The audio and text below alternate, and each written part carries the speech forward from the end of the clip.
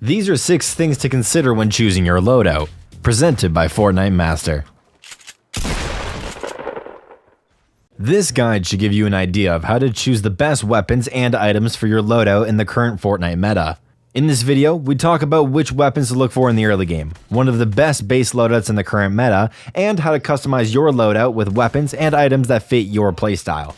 Do note that the meta and loadout options will change as Epic updates the game, vaults old weapons, and adds new ones, so do remember that this video was made during patch 6.30.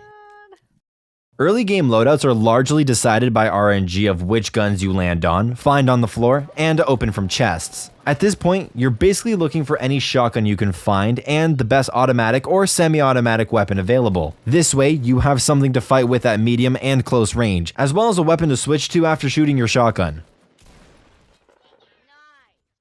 Your playstyle in early skirmishes will change depending on what guns you find. For example, if you can't find a shotgun, you need to play around that by keeping your distance. If all you find is a sniper, you better be ready to hit some crazy quick scopes.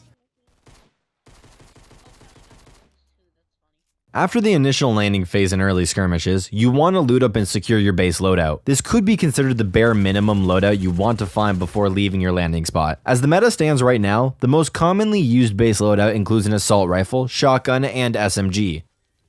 Assault rifles are unrivaled in terms of damage and mid-range accuracy, and the shotgun into SMG swap is widely considered one of the best combos for close quarter combat because of how much damage it can do in mere seconds.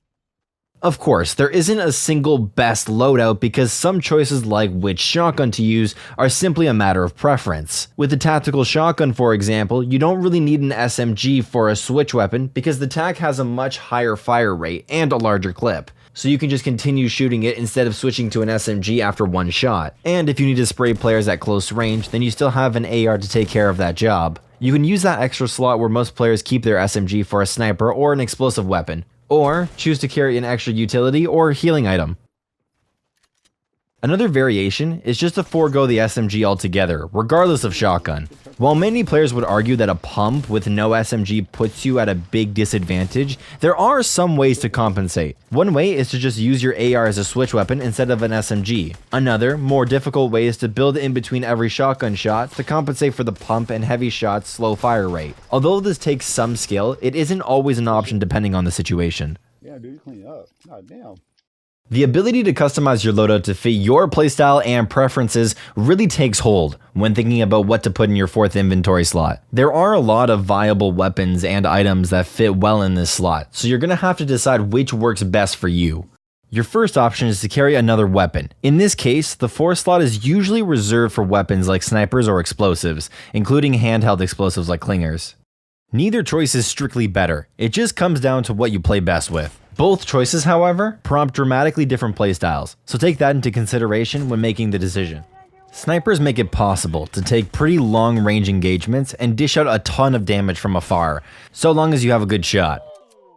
Well-placed rockets or grenades can put some insane pressure on enemies, giving you openings to push, take shots, or reposition. If you really like build fights and getting up close and personal with other players, you might want to try a movement item in this 4th slot, instead of another weapon.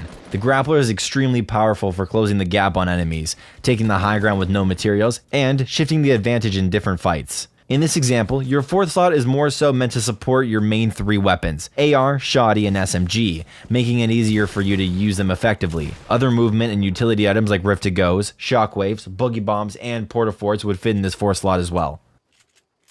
You should almost always have healing items in your 5th slot, but you can also use your 4th slot to carry an additional healing item. You might want to do this if you find yourself taking a lot of damage, or you come across extra shields or healing at your landing spot. Personally, we would consider leaving bandages or a medkit for movement or utility. Extra shields are a little more valuable and might be worth taking as a secondary healing item. Your 5th slot should almost always be reserved for healing, unless you can't find any healing items. It's important to carry at least one healing item, because otherwise you're relying on killing other players that are also carrying healing or shields, which adds an unneeded element of RNG. You likely won't have many engagements where you're taking 0 damage. If you absolutely can't find any healing items, you can just use this slot for an extra movement or utility item. Beyond the standard base loadout, there are certain item combinations that go really well together and might change your decisions when building your loadout. The double barrel and grappler is a frighteningly strong combination in the right hands. The double barrel does a lot of damage, but only when you're essentially barrel stuffing your opponent. The grappler is a perfect complement to the double barrel, making it way easier to get into extreme close quarters. The pump or heavy shotgun with a deagle is also a scary combination, and opens the door for a handful of unique and interesting plays. After the recent buffs to the deagle's structure damage, it's become a great gun for both damage and utility. Now it one-shots any wood builds as well as any newly built brick or metal builds, allowing for some unique ways to quickly shoot out enemies and counter turtling. Not to mention, switching back and forth between pump and deagle feels like the closest thing to a double pump since the shotgun delay was added. Thank you all for watching this video. On the right you can watch another guide made by us. On the left, hover over the Fortnite Master icon to subscribe. Finally, comment down below which guide you want to see next. From over here at Fortnite Master, my name is The Saved One, and we're out. Peace.